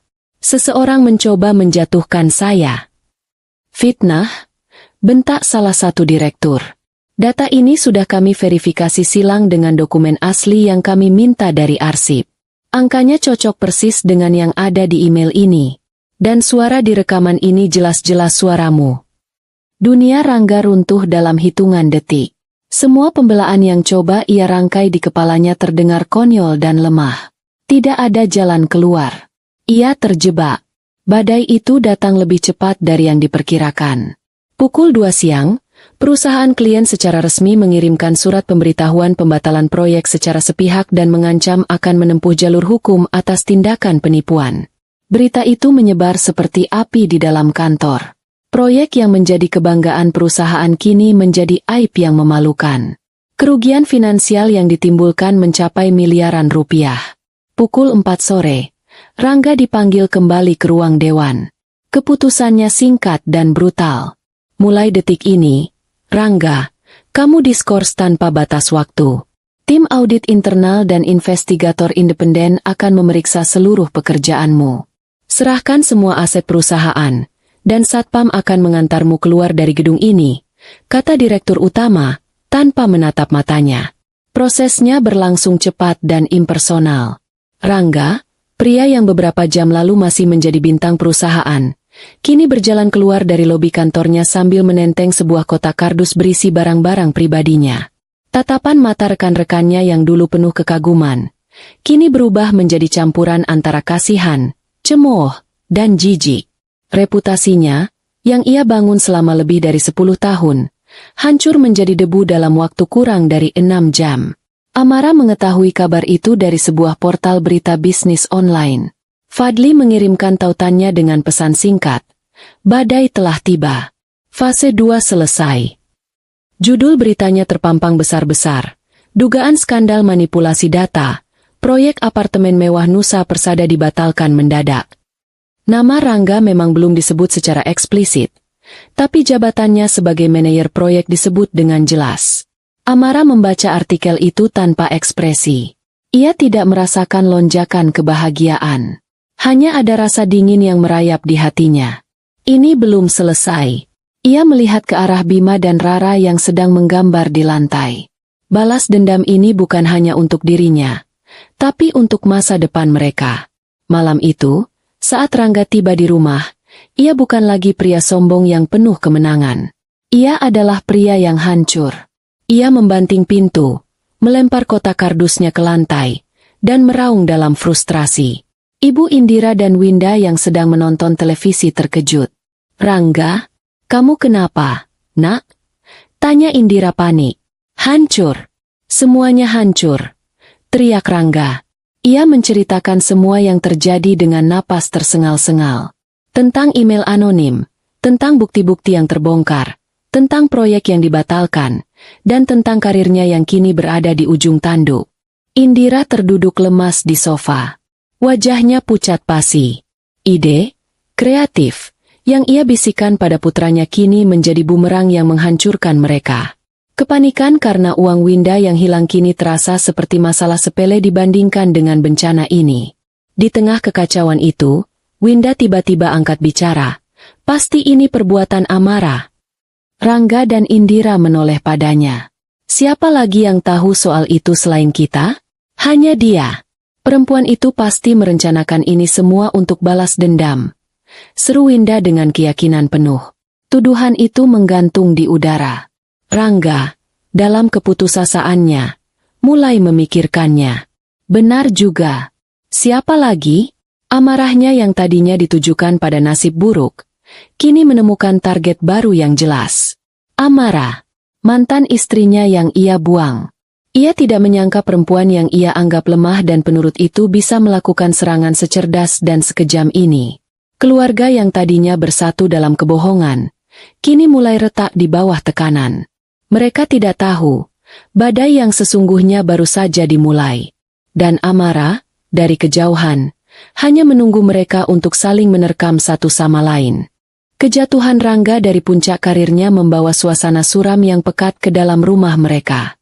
Hari-hari yang tadinya diisi dengan rencana-rencana besar dan tawa kemenangan, kini digantikan oleh keheningan yang canggung dan pertengkaran-pertengkaran kecil yang dipicu oleh keputusasaan. Rangga menghabiskan sebagian besar waktunya di kamar, menolak untuk bertemu siapapun. Ponselnya terus-menerus berdering, panggilan dari rekan kerja, atasan, bahkan wartawan, namun ia mengabaikan semuanya. Ia merasa seperti seorang jenderal yang kalah perang, terkurung di dalam bentengnya sendiri yang kini terasa seperti penjara. Statusnya yang diskors membuatnya tidak punya penghasilan. Tagihan kartu kredit mulai menumpuk. Cicilan rumah mewah mereka mendekati jatuh tempo, dan gaya hidup yang selama ini mereka nikmati terancam berhenti total. Tekanan finansial ini menjadi katalisator yang mempercepat retaknya hubungan di antara mereka. Rangga, yang pikirannya dipenuhi amarah dan penyesalan, mulai menginterogasi ibu dan adiknya. Tuduhan Winda bahwa Amara adalah dalang di balik semua ini terus terngiang di kepalanya. Bagaimana mungkin dia bisa mendapatkan bukti-bukti itu? Tanya Rangga pada suatu sore. Suaranya serak karena kurang tidur. Mereka bertiga duduk di ruang tamu yang terasa terlalu besar dan kosong. Semua data itu ada di laptop kantor. Tidak mungkin dia bisa mengaksesnya. Ibu Indira, yang wajahnya tampak menua 10 tahun dalam seminggu, hanya bisa menggelengkan kepala. Ibu juga tidak mengerti. Rangga, mungkin dia menyewa seseorang. Perempuan itu licik. Atau mungkin salah satu dari kalian yang ceroboh. Bentak Rangga, menatap tajam ke arah Winda. Kau yang paling membencinya. Jangan-jangan kau pernah bicara macam-macam pada temanmu dan tidak sengaja membocorkan sesuatu. Winda tersinggung. Kenapa jadi aku yang disalahkan? Justru Mas yang bodoh karena terlalu percaya padanya selama ini. Balasnya ketus. Lagi pula, untuk apa aku membocorkan rahasia yang bisa menghancurkan Mas? Kalau Mas hancur, aku juga ikut susah. Argumen itu seolah membuka sebuah kotak Pandora. Kata, susah, dan uang menjadi pemicunya. Rangga tiba-tiba teringat sesuatu. Bicara soal uang, kata Rangga, matanya menyipit. Uang 120 juta yang katanya dicuri Amara. Di mana uang itu sekarang? Ibu bilang, ibu simpan di deposito yang aman. Indira dan Winda saling berpandangan sekilas. Kepanikan yang coba mereka sembunyikan kini terlihat jelas. Iya, nak, uangnya aman. Jawab Indira dengan suara gemetar. Ada di bank. Tidak usah khawatir. Tapi Rangga tidak bodoh. Ia bisa melihat kebohongan di mata ibunya. Bertahun-tahun ia memuja dan mempercayai ibunya tanpa syarat. Tapi kini, setelah dikhianati oleh sistem yang ia percayai, benih keraguan mulai tumbuh di hatinya. Aku mau lihat buku depositonya. Sekarang, tuntut Rangga dengan nada yang tidak menerima bantahan. Winda mulai gelisah di kursinya. Untuk apa sih, Mas? Kan ibu sudah bilang aman. Kita punya masalah yang lebih besar sekarang. Justru karena kita punya masalah besar, aku perlu tahu di mana setiap sen uang kita berada, seru Rangga. Jangan-jangan uang itu juga sudah kalian habiskan. Tuduhan itu tepat mengenai sasaran. Winda, yang berada di bawah tekanan hebat, akhirnya meledak. Air matanya tumpah, bukan karena sedih, tapi karena frustrasi dan takut. Memangnya kenapa kalau uangnya sudah tidak ada? Isaknya, itu juga bukan salahku sepenuhnya. Aku ditipu. Aku hanya ingin uang itu bertambah banyak supaya bisa membantu Mas. Keheningan yang mengikuti pengakuan itu terasa memekakan telinga. Rangga menatap adiknya dengan tidak percaya, lalu beralih ke ibunya yang kini menunduk, tidak berani menatap matanya. Ditipu? Ulang Rangga pelan. Setiap suku katanya mengandung amarah yang tertahan. Apa maksudmu ditipu? Dengan terbata-bata, diselingi isak tangis, Winda menceritakan semuanya. Tentang investasi Golden Equity Fund, tentang janji keuntungan 50%, tentang bagaimana uang 80 juta rupiah itu lenyap begitu saja. Ia mencoba membela diri, mengatakan bahwa ia hanya korban. Rangga tidak mendengar pembelaan adiknya. Otaknya hanya fokus pada satu fakta. Uang yang menjadi alasan utama ia mengusir istri dan anak-anaknya, kini telah hilang karena keserakahan dan kebodohan adiknya sendiri. Amara difitnah, dihina, dan diusir karena uang yang pada akhirnya hanya menjadi abu. Jadi semua ini bohong, bisik Rangga, lebih pada dirinya sendiri. Ia menatap ibunya. Fitnah Amara, tuduhan itu, semuanya kalian yang rekayasa. Ibu Indira akhirnya mengangkat wajahnya. Air mata penyesalan yang palsu mengalir di pipinya. Kami hanya ingin melindungimu. Nak, Amara itu tidak baik untukmu. Dia hanya menghabiskan uangmu. Melindungiku. Rangga tertawa. Tawa yang terdengar serak dan penuh kepahitan. Kalian tidak melindungiku. Kalian menghancurkanku. Kalian membutakanku dengan kebohongan. Membuatku mengusir satu-satunya orang yang mungkin benar-benar tulus padaku. Kalian lihat hasilnya sekarang?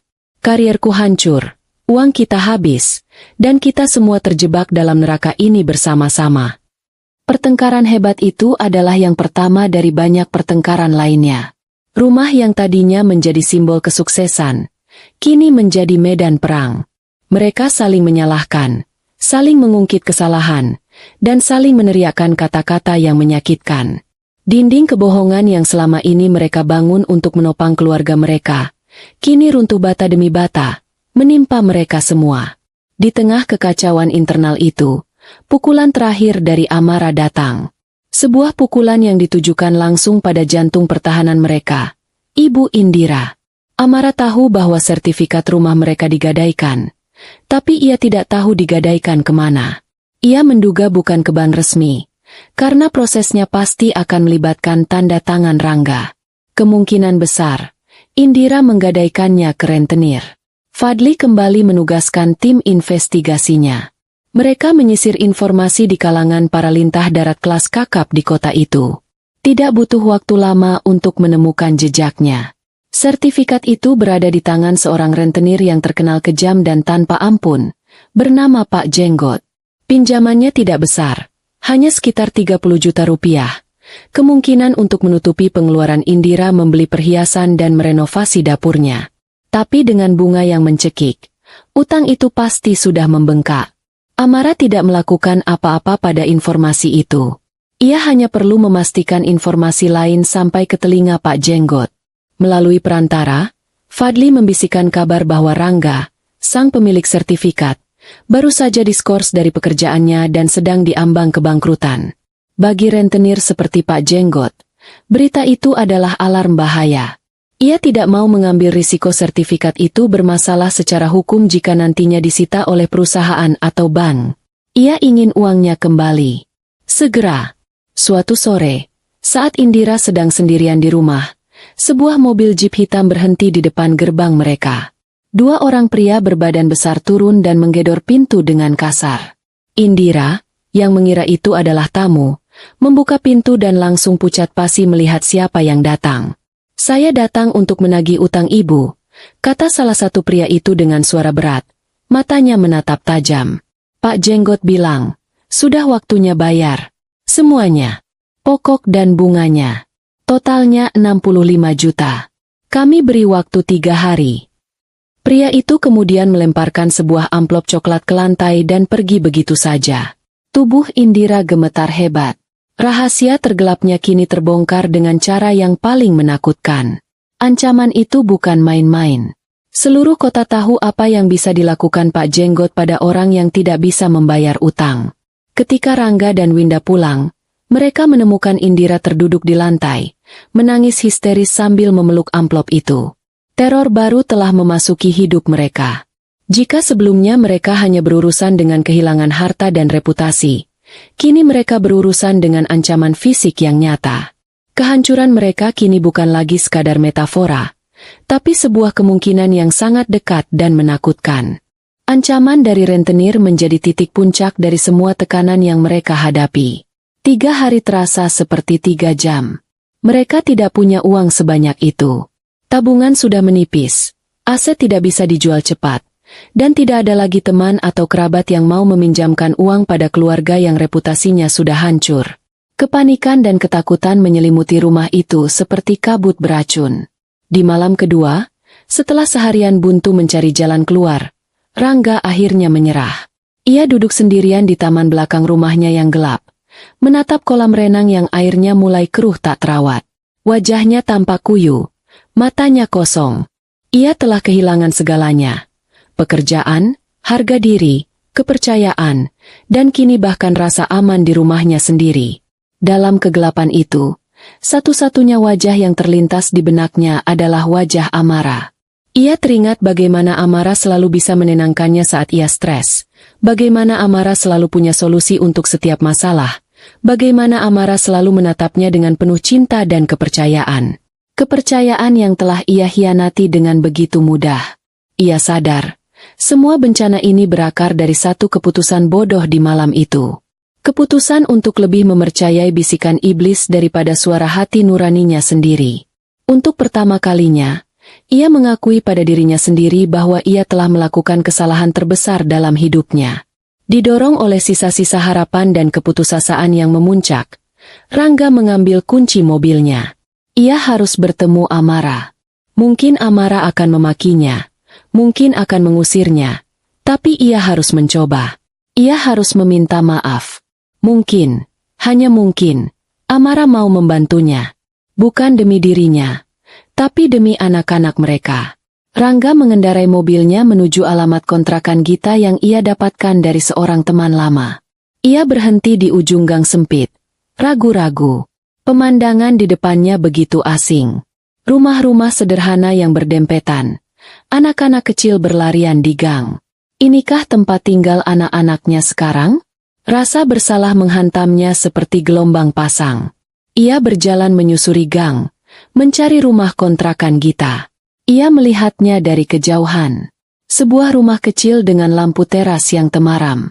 Dari jendela, ia bisa melihat siluet Amara sedang menemani Bima belajar, sementara Rara tertidur di pangkuannya. Pemandangan itu begitu damai, begitu normal, sebuah kehangatan keluarga yang telah ia buang. Dengan jantung berdebar kencang, ia mengetuk pintu. Pintu terbuka, dan Amara berdiri di sana. Wajahnya menunjukkan keterkejutan sesaat, yang kemudian dengan cepat digantikan oleh ekspresi dingin dan datar. Ia tampak berbeda, lebih kurus, tapi sorot matanya lebih kuat, lebih tajam. Tidak ada lagi kelembutan dan tatapan memuja yang dulu selalu ia berikan untuk Rangga. "Mau apa kamu kesini?" tanya Amara, suaranya tanpa emosi. "Amara, boleh aku masuk sebentar? Ada yang perlu aku bicarakan," pinta Rangga dengan suara lirih. Amara ragu sejenak, lalu melirik ke arah anak-anak. Ia tidak ingin membuat keributan. Ia mengangguk dan minggir, membiarkan Rangga masuk. Ia kemudian menyuruh Bima untuk masuk ke kamar. Mereka duduk berhadapan di ruang tamu yang sempit, dipisahkan oleh sebuah meja kecil. Keheningan terasa begitu berat. Akhirnya, Rangga yang memecahkannya. Aku minta maaf, Amara, katanya. Suaranya bergetar. Air mata mulai menggenang di pelupuk matanya. Aku tahu kata maaf tidak akan mengubah apapun. Tapi aku benar-benar minta maaf. Aku bodoh. Aku dibutakan oleh kebohongan ibu dan Winda. Aku seharusnya lebih mempercayaimu. Ia menunduk, tidak sanggup menatap mata Amara. Aku telah gagal sebagai suami, sebagai ayah. Aku mengusirmu dan anak-anak ke tempat seperti ini. Sementara aku. Amara hanya diam mendengarkan. Wajahnya tetap tanpa ekspresi. Ia membiarkan Rangga mengeluarkan semua penyesalannya. Rangga kemudian menceritakan semua yang terjadi. Tentang karirnya yang hancur, tentang uang investasi Winda yang hilang, dan puncaknya, tentang utang ibunya pada rentenir dan ancaman yang mereka hadapi. Ia menceritakan semuanya dengan harapan bisa memancing simpati Amara. Kami dalam masalah besar, Ra, katanya dengan putus asa. Aku tidak tahu harus berbuat apa lagi. Aku mohon, kembalilah padaku. Bantu aku melewati semua ini. Kita bisa mulai dari awal lagi, demi Bima dan Rara. Permohonan itu adalah kesalahan fatal. Rangga masih belum mengerti. Ia datang bukan murni karena penyesalan, tapi karena ia butuh penyelamat. Ia masih melihat Amara sebagai alat untuk menyelesaikan masalahnya.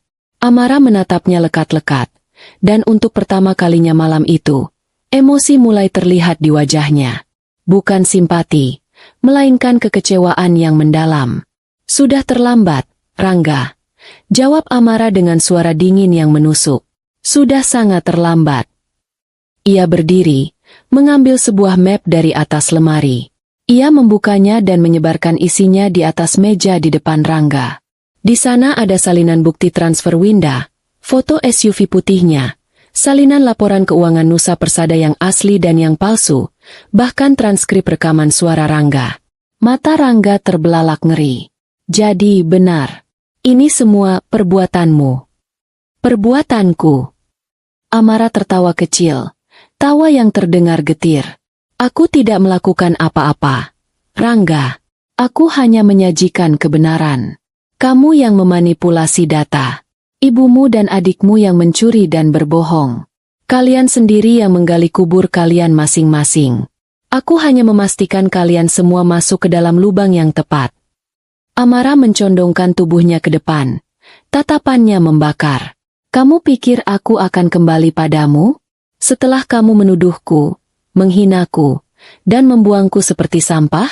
Kamu pikir aku akan membantumu setelah kamu lebih memilih keluargamu yang busuk itu daripada istri dan anak-anakmu sendiri? Setiap kata yang diucapkan Amara adalah tamparan keras bagi Rangga. Kamu datang ke sini bukan karena kamu menyesal, lanjut Amara. Kamu datang karena kamu sudah tidak punya pilihan lain. Kamu butuh aku untuk membereskan kekacauan yang kalian buat.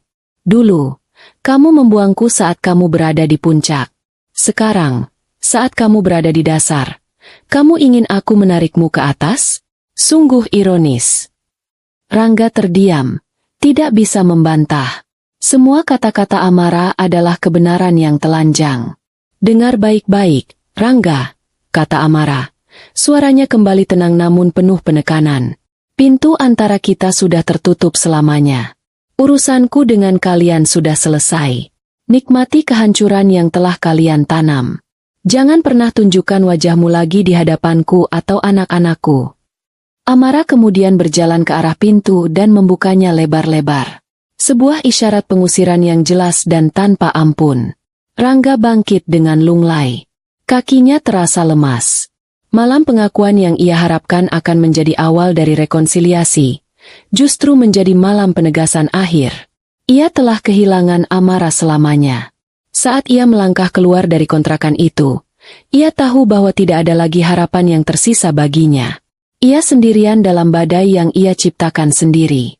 Malam setelah Rangga diusir dari kontrakan Amara adalah malam terpanjang dalam hidupnya. Ia mengemudi tanpa tujuan, melewati jalanan kota yang ramai namun terasa sunyi. Setiap lampu jalanan yang ia lewati seolah menyorot kegagalannya. Kata-kata Amara yang dingin dan tajam terus berputar di kepalanya seperti kaset rusak. Aku hanya memastikan kalian semua masuk ke dalam lubang yang tepat. Ia baru sadar sekarang. Ini bukan sekadar balas dendam seorang istri yang tersakiti. Ini adalah eksekusi yang diperhitungkan dengan cermat, sebuah pembongkaran sistematis atas seluruh kehidupannya, dan ia, bersama ibu dan adiknya, telah menari mengikuti irama yang dimainkan Amara tanpa menyadarinya. Saat ia akhirnya kembali ke rumah menjelang subuh, ia disambut oleh pemandangan yang menambah berat bebannya. Lampu ruang tamu masih menyala terang, dan di dalamnya, Ibu Indira dan Winda duduk dengan wajah tegang, jelas menunggunya dengan cemas. Mereka berharap ia pulang membawa solusi, membawa keajaiban. Tapi yang mereka lihat adalah wajah seorang pria yang telah kehilangan harapan terakhirnya. "Bagaimana, Rangga? Apa kata Amara?" tanya Indira, suaranya penuh harap. Rangga menatap ibunya, tatapan yang belum pernah ia berikan sebelumnya. Tatapan yang dingin, kosong, dan tanpa sisa rasa hormat sedikit pun. Ia tidak menjawab, hanya berjalan melewatinya dan duduk di sofa, menatap kosong ke depan. "Mas, jawab dong. Dia mau bantu kita, kan?" desak Winda tidak sabar. Rangga tertawa. Tawa yang kering dan getir membuat bulu kuduk mereka merinding. "Bantu?" ulangnya. "Dia yang melakukan semua ini." Ia kemudian menceritakan tentang bukti-bukti yang ditunjukkan Amara. Tentang bagaimana Amara tahu setiap detail kebusukan mereka. Pengakuan ini menghantam Indira dan Winda seperti sambaran petir. Mereka selalu meremehkan Amara, menganggapnya sebagai wanita rumahan yang naif dan penurut. Mereka tidak pernah menyangka bahwa di balik kesabarannya, Amara memiliki kecerdasan dan ketegasan untuk merancang kehancuran yang begitu total. "Jadi sudah tidak ada jalan keluar," bisik Indira, bibirnya bergetar. "Jalan keluar satu-satunya adalah membayar utang itu besok," jawab Rangga datar. "Dan kita tidak punya uangnya." Keesokan harinya adalah hari ketiga, hari jatuh tempo. Sejak pagi, suasana di rumah itu sudah seperti di ruang tunggu menjelang eksekusi. Setiap suara motor yang lewat membuat mereka tersentak. Winda mondar-mandir seperti setrikaan. Sementara Indira terus-menerus berdoa dengan wajah pucat. Rangga hanya duduk diam, pasrah. Tepat pukul 2 siang, jeep hitam itu kembali. Kali ini, 4 orang pria berbadan besar turun. Mereka tidak lagi menggedor pintu, melainkan langsung membukanya. Rupanya engselnya sudah mereka rusak saat kunjungan pertama, dan masuk begitu saja. Pak Jenggot sendiri ikut. Seorang pria parubaya berperut buncit dengan kumis tebal dan tatapan mata yang dingin. "Waktunya habis," kata Pak Jenggot tanpa basa-basi. Ia melihat sekeliling ruang tamu yang mewah itu dengan tatapan menilai. "Karena kalian tidak bisa membayar tunai, saya akan ambil barang. Tim saya akan menilai harganya." Indira mencoba memohon. "Tolong, Pak, beri kami waktu lagi. Kami pasti akan bayar." Pak Jenggot tersenyum sinis. "Waktu adalah uang, Bu. Dan waktu kalian sudah habis." Apa yang terjadi selanjutnya adalah sebuah adegan penjarahan yang dilegalkan. Orang-orang Pak Jenggot mulai mengangkat barang-barang.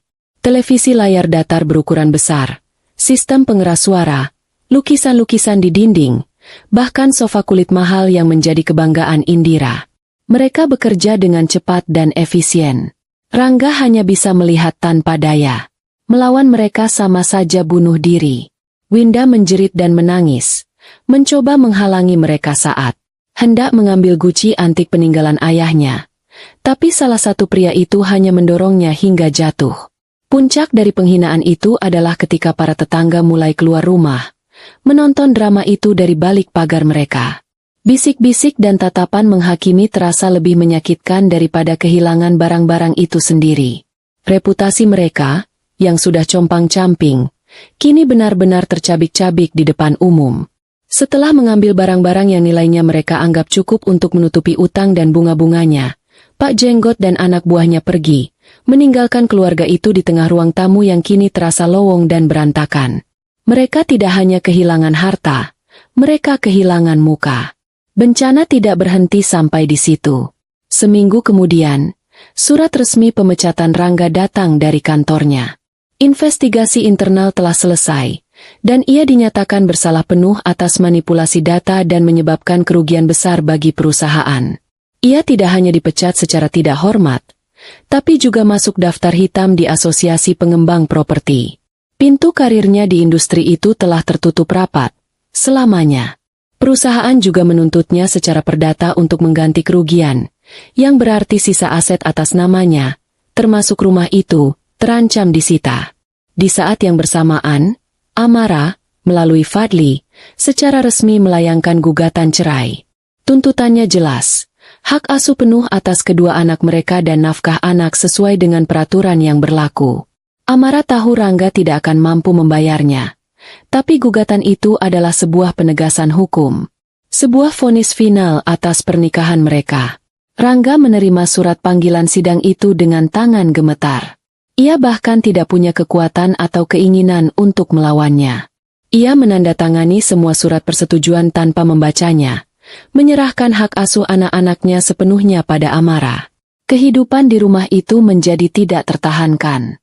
Tanpa uang, tanpa pekerjaan, dan tanpa harapan, mereka bertiga terjebak dalam lingkaran setan saling menyalahkan. Rangga tidak bisa lagi melihat wajah ibunya tanpa teringat pada bisikan beracun yang memulai semua ini. Ia tidak bisa lagi melihat wajah adiknya tanpa teringat pada kebodohan dan keserakahan yang menghabiskan uang haram mereka.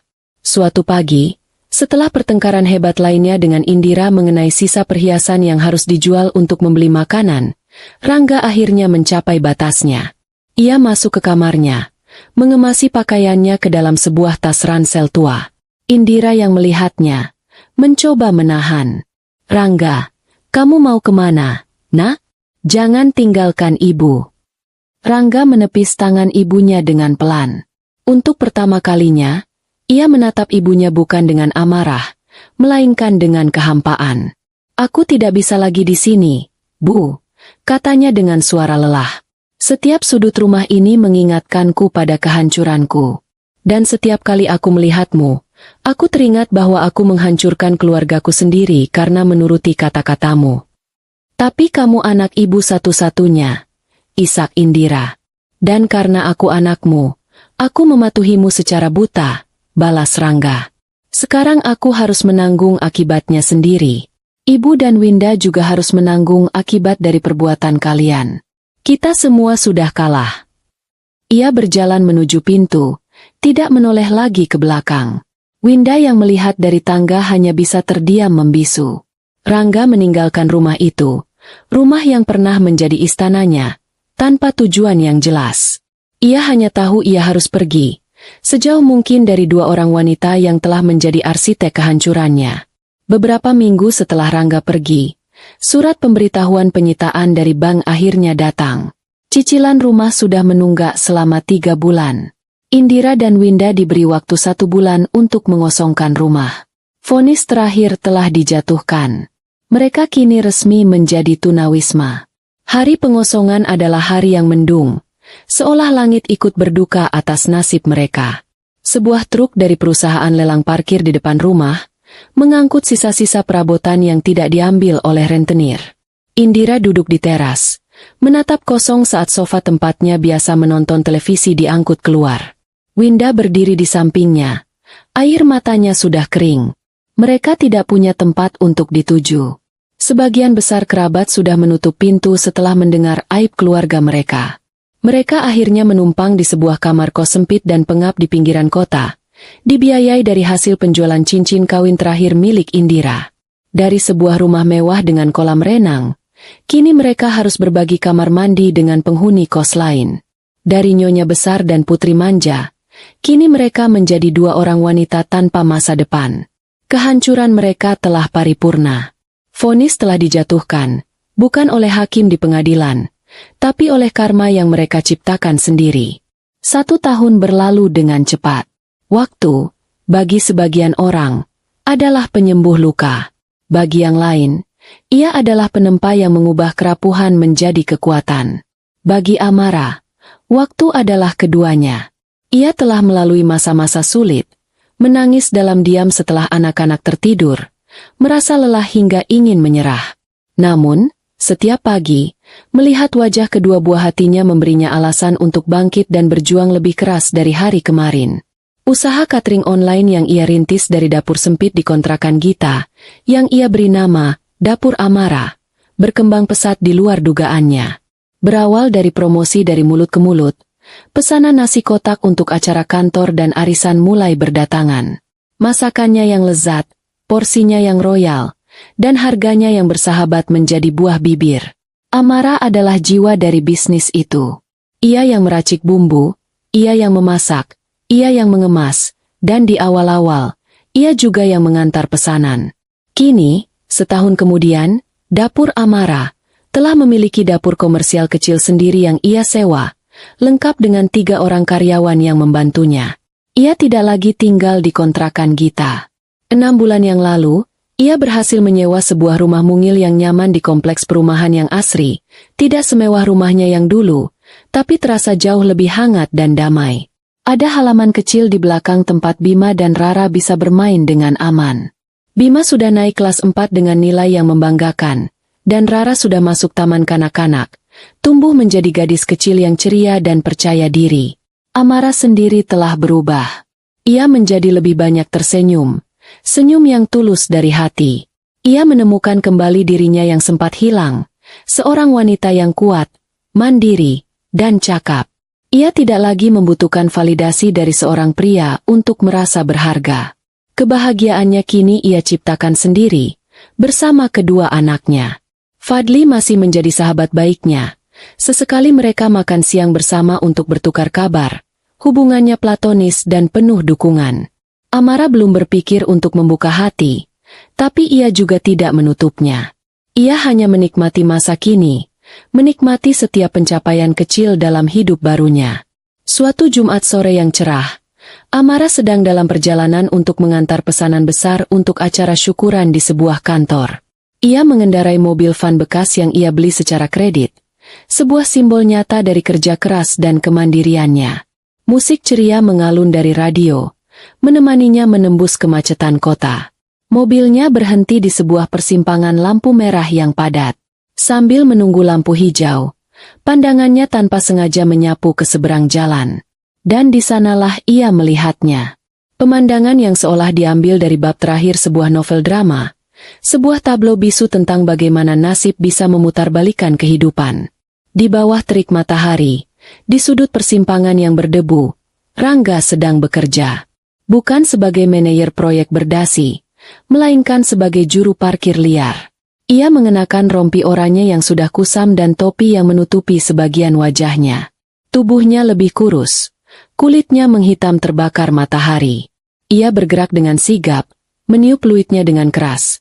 Tangannya memberi isyarat pada sebuah mobil yang hendak keluar dari area pertokoan.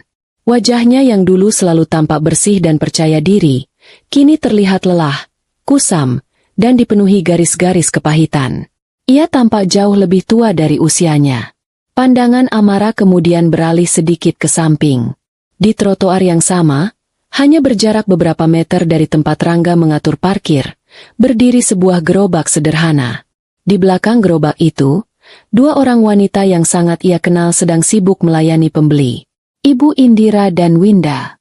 Mereka berjualan gorengan dan es teh. Penampilan mereka adalah antitesis dari semua yang pernah mereka agungkan. Indira, yang dulu tak pernah keluar rumah tanpa gamis mewah dan perhiasan berkilauan, kini hanya mengenakan daster lawas dan celemek yang penuh noda minyak. Wajahnya yang dulu selalu dipoles riasan mahal, kini berkilat karena keringat. Tangannya dengan cekatan memasukkan gorengan ke dalam kantong kertas. Winda, yang dulu terobsesi dengan tas bermerek dan ponsel terbaru, kini berdiri di sampingnya, menuangkan es teh ke dalam gelas plastik dengan wajah masam. Ia tampak bertengkar kecil dengan ibunya, bibirnya bergerak-gerak mengomel, mungkin karena uang kembalian yang salah. Kemewahan dan keangkuhan mereka telah luntur, digantikan oleh perjuangan keras untuk sekadar bertahan hidup dari hari ke hari. Amara menatap ketiga orang itu, mantan suami, mantan mertua, dan mantan adik iparnya, yang kini bersatu bukan lagi dalam persekongkolan, melainkan dalam penderitaan yang sama. Mereka berada begitu dekat, namun tampak begitu jauh satu sama lain. Masing-masing terkurung dalam nasib buruk mereka sendiri. Ia menunggu. Menunggu datangnya perasaan iba, atau mungkin sisa-sisa amarah, atau bahkan secuil rasa kasihan. Tapi tidak ada satupun dari perasaan itu yang muncul. Hatinya terasa tenang, damai, dan anehnya, ringan. Beban masa lalu yang selama ini, tanpa ia sadari, masih sedikit membebaninya, kini terangkat seluruhnya. Ia tidak lagi melihat mereka sebagai monster yang telah menghancurkan hidupnya. Ia melihat mereka apa adanya. Manusia-manusia lemah yang telah hancur oleh keserakahan dan kebodohan mereka sendiri. Dan kemudian, sesuatu yang tak terduga terjadi. Sebuah senyum mulai tersungging di bibir Amara. Bukan senyum sinis atau senyum kemenangan yang angkuh, melainkan senyum yang tulus. Senyum geli melihat betapa lengkap dan ironisnya putaran takdir. Dan dari senyum itu, lahirlah sebuah tawa kecil. Tawa yang renyah dan lepas, yang keluar dari lubuk hatinya. Ia menertawakan karma, menertawakan keadilan alam semesta yang terkadang datang dalam bentuk yang paling puitis. Lampu lalu lintas berubah menjadi hijau. Mobil di belakangnya membunyikan klakson pelan. Tawa Amara mereda, menyisakan perasaan lega yang luar biasa. Ia menginjak pedal gas, dan mobil vannya mulai melaju. Ia menaikkan volume radio, membiarkan alunan musik yang ceria memenuhi kabin mobil. Melalui kaca spion, ia bisa melihat pemandangan di persimpangan itu semakin mengecil, semakin kabur, hingga akhirnya lenyap ditelan jarak. Ia tidak menoleh ke belakang lagi. Di hadapannya, jalanan terbentang luas dan cerah. Ia melaju, menuju pesanan berikutnya, menuju masa depannya, menuju kehidupan baru yang telah ia menangkan dengan tangannya sendiri. Puing-puing masa lalu telah ia tinggalkan jauh di belakang.